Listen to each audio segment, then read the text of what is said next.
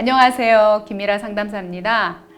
지난 시간 학교 생활에 대해서 이야기를 했는데요.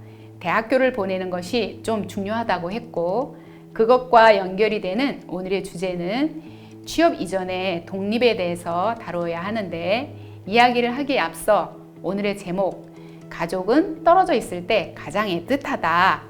이 말에 공감하시나요? 근육장애인의 타인 의존도는 거꾸로 흘러갑니다. 성인이 되는 꽃이 피기도 전에 다시 갓난아이가 되어버립니다. 자녀들이 나이가 드는 청년이 되는데 부모님과 같이 있다 보면 본인들이 할 수 있는 것들에 대한 해소를 잘 못하기 때문에 떨어져 지내는 게 필요합니다. 그럼 여기서 저의 아들이 독립을 하게 된 경위를 한번 말씀드려 볼까 합니다. 2015년 아이가 21살 되던 해 급성으로 제가 목 디스크 수술을 받게 됩니다. 이후 아들 케어를 전담으로 할 수가 없어서 활동 지원 제도를 이용하게 되었습니다. 이용 과정에서 남자아이다 보니 남자 지원사의 도움이 필요했겠죠. 남자 활동 보조인의 인력 부족으로 인해서 매칭의 한계가 있었습니다. 또한 활동 지원사라는 업무가 곁에서 생활을 지원하다 보니 상호 존중에 대한 경계가 흐려지기 마련입니다. 가족들과 함께 지내다 보니 서로 간 불편함은 많았습니다. 특히나 스트레스로 아이를 위한 케어가 필요하지만 집안에 누군가 오는 것에 대한 불안과 공포감마저 들었습니다. 그러다 보니 그 공백을 고스란히 비장애인인 큰아이가 감당해야 했죠. 큰아들도 손목에 무리가 오기 시작했고 심리적 부담감으로 아이도 많이 힘들어했습니다. 감정적 소용돌이에서 아이들끼리 상처되는 말과 행동을 서슴없이 할 때 사실 저 스스로도 가장 절망했던 시간이기도 합니다. 그렇게 저렇게 매일매일 119 구조대원들, 아파트 경비원 아저씨, 지인들에게까지 부탁을 할 수밖에 없었는데 거기서 오는 충돌과 어려움, 가족 간의 불화로까지 이어져 이혼 위기도 찾아왔고 저는 살아보기 위해서 지자체 공청회에서 장애 자녀로 인한 위기 가정이 되어버린 저희 가정에 대한 도움 요청을 해보기도 했습니다. 그러나 현실적으로 돌아오는 건 해답 없는 저의 메아리만 있었죠. 그러다 전국에 있는 지체장애인 전문 생활시설을 찾게 되었고 근육장애 전문 생활시설인 더불어 사는 집을 찾아가게 됩니다. 시설이라는 결정을 하게 되고 어떤 분은 저에게 아이를 왜 시설에 보냈어? 엄마가 살아있는데 시설이라니? 너무 무책임한 거 아니야?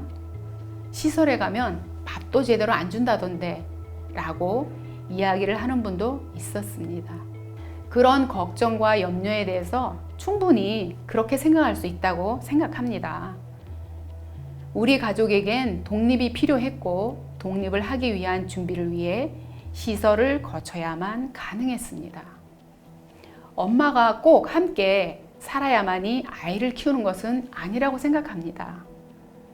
저희 아들도 이 말에 공감하며 저 또한 공감합니다. 성인이 되면 부모 곁을 떠나 독립된 주거를 갖는 것이 맞는 것 같습니다. 2017년 11월 시설에 입소한 아이는 본인이 함께 생활하는 근육장애인들과 자발적으로 살아가며 스스로 쇼핑, 외출, 맛있는 거 먹으러 함께 나가는 모습, 그리고 형들과 어울려서 밝게 이야기하는 모습들, 학교 가기, 생일 파티 등 평범한 또래 아이들처럼 지내며 시설이라는 울타리에서 독립의 과정을 하나씩 터득해 갔습니다. 시설 운영 지원 부족으로 폐쇄가 되고 지금은 그룹홈 형태의 주거 환경에서 편안하게 잘 지내고 있습니다.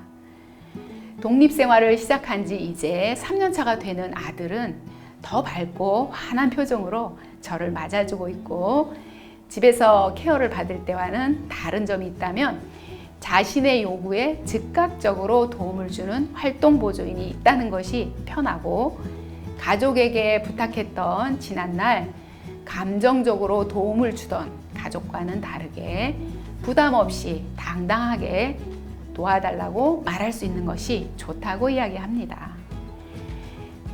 지금은 체험홈 형태로 지내고 있지만 한 단계 한 단계 작은 아이의 목표는 혼자 독립해서 살아가는 것입니다. 작은 아이가 아프고 저는 평생 아이와 떨어져서 살아야 한다는 준비를 하지 못했던 것 같습니다. 왜냐하면 아픈 아이를 혼자 독립시킨다는 건 사실 꿈 같은 이야기였고 불안과 걱정으로 그런 방향으로는 생각도 못했었죠. 하지만 근육장애 자녀를 둔 부모님이라면 자녀를 꼭 독립시키는 준비를 미리미리 준비하셔야 합니다. 저처럼 몸이 나빠져서 갑작스럽게 많은 시행착오를 겪는 것보단 미리 준비해서 시도하시길 바랍니다. 아이는 아이가 원하는 대로 살아가고 부모도 걱정 없이 지켜보며 살아가는 서로 행복한 삶을 지원하세요. 자, 그럼 자녀를 독립시키기 위해서 준비해야 하는 것들에 대해 이야기를 해볼까 합니다. 자녀가 독립할 의지가 있는지를 파악하고 독립 의지가 있을 때 차근차근 계획을 세워야 합니다. 첫 번째로 근육장애인의 가장 큰 독립의 결정은 활동보조인 24시간입니다. 현실적으로 내일이라도 나가서 살고 싶어도 어려운 현실입니다. 왜냐하면 자녀 혼자 거주하는 독거장애인이 되어 있지 않으면 활동보조 시간이 하루에 4시간에서 5시간을 벗어나지 못합니다. 그렇기에 독거로 주소를 옮겨야 합니다. 부모님 집 근처에 원룸을 얻어서 주소지를 옮겨야 하고 처음에는 부모님들이 왔다 갔다 하면서 부족한 시간을 메꿔줄 수밖에 없는 게 지금 현실이죠. 재가 장애인들 중에 부모로부터 독립을 원하는 친구들도 독거에 준하는 시간을 주는 정책이 꼭 필요할 것 같네요. 그리고 두 번째로 주거 환경 찾기입니다. 순서가 바뀐 것처럼 보이시겠지만 근육장애인은 집도 절도 있어도 도움 주는 사람 없이는 살 수 없기에 첫째가 활보 시간 늘리기였습니다. 부모님들의 가장 큰 걱정인 불안함을 해결하기 위해 사실 멀지 않은 곳에 집을 얻어서 사는 방법이 가장 좋다고 생각합니다. 가족의 상황과 자금을 고려해 본가와의 거리도 고민하길 바랍니다. 거리를 고려하는 가장 큰 이유 중 첫 번째는 안전과 자유입니다. 위급 상황에 도움을 줄 수 있어야겠지만 아이의 독립적인 자유를 보장하기 위해서입니다. 두 번째, 멀리 있지만 엄마 아빠는 항상 관심을 갖고 있음을 알리는 보호벽입니다. 시설에 대해서도 자녀가 선호하지 않거나 불편한 주거 형태라면 자녀의 기능을 고려해 보수를 해줍니다. 주거를 어떤 형태로 할 것인지에 대해서는 가족들과 먼저 상의 후 월세를 결정하고 처음부터 완벽할 수는 없겠죠. 기회를 보며 임대 아파트도 찾아보고 좀 더 나은 환경으로 변화를 시도해야 합니다. 자, 그럼 이번에는 독립을 했는데 한 달 생활을 어떻게 해나갈 것인지, 경제활동은 무엇으로 할 것인지에 대해서도 중요한 부분이죠. 그래서 세 번째로 취업 부분을 한번 이야기해 보도록 하겠습니다. 여러분의 자녀가 취업하기를 원하시나요? 물론 대답은 예스가 더 많을 거라고 생각합니다. 근육장애를 통칭하는 단어들 중 하나가 얘들이 다 똑똑해 라는 말을 많이 하시지 않나요? 그런 말 많이 들으시죠? 신체를 자유롭게 움직이지 못하지만 사물을 관찰하는 능력이 뛰어난 편이죠. 하지만 약해진 신체로 비장애인들처럼 출퇴근을 위해서 2-3시간 걸려 출퇴근하고 회사에서 9시간 가까운 시간을 체력적으로 버티기 어려운 친구들도 많습니다.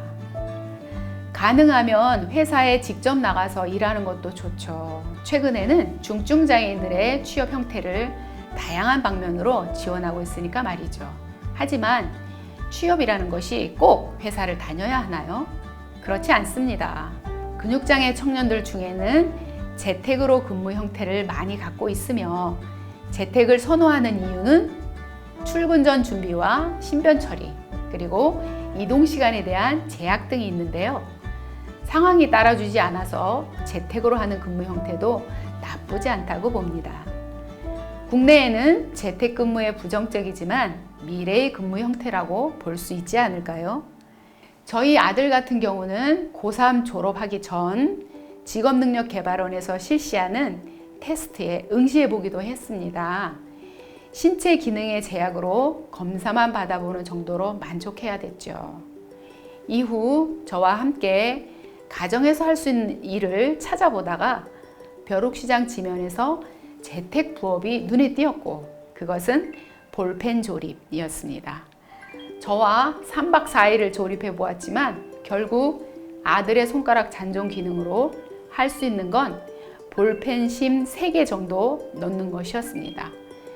그 나머지 부분을 제가 다 도와주어야 했고 5만 원을 벌어보면서 저도 아이도 서로 포기해야 했지요.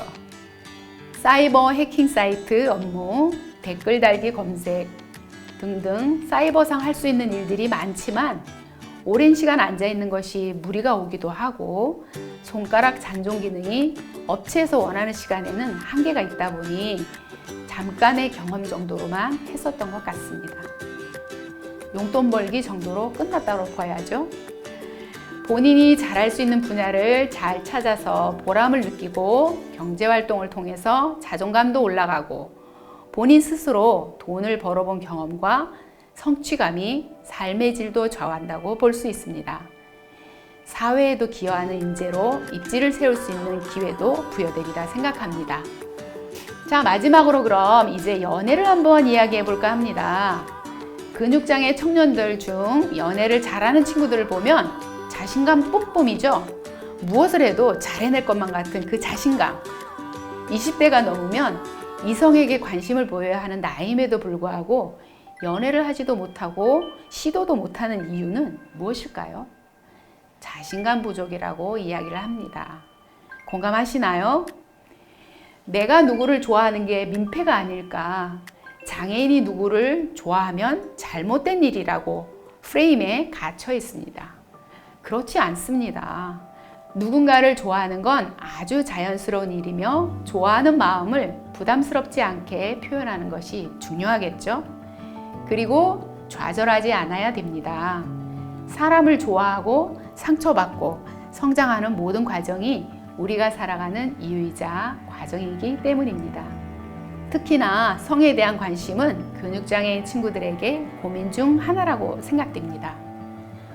혼자서 즐겨야 하는 자연스러운 자기 위로. 해결하지 못하는 신체의 어려움은 어떻게 해결해 줄 방도가 있지는 않습니다.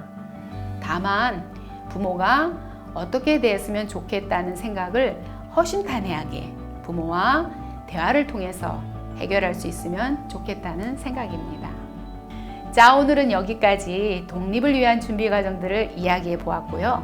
꼭 미리미리 준비하시고 오늘도 마음 근육 성장한 하루 보내셨길 바라며 마치도록 하겠습니다. 감사합니다.